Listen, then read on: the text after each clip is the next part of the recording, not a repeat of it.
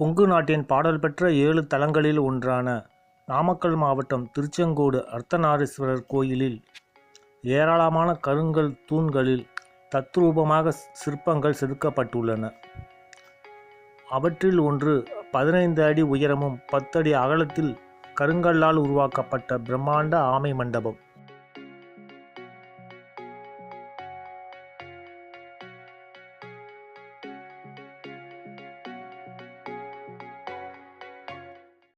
இதை உருவாக்கியவர் பிறவியிலேயே பேசும் திறனற்ற மாற்றுத்திறனாளியாம்.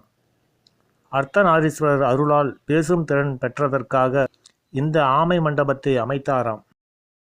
ஆமை வடிவை தரையில் வெட்டி அதன் மேல் விமானம் ஒன்றை அமைத்து அந்த விமானத்தில் 8 நாகம், 8 யானை, 8 தேவர்களின் உருவங்களுடன் அந்த விமானத்தில் பூக்களை கொட்டி வைக்கும் தொட்டியினையும் அமைத்தாராம்.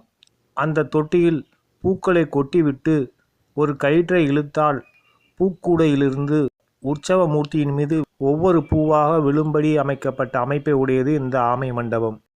இதை அமைத்து கொடுத்தவர் பெயர் வேலப்பன்.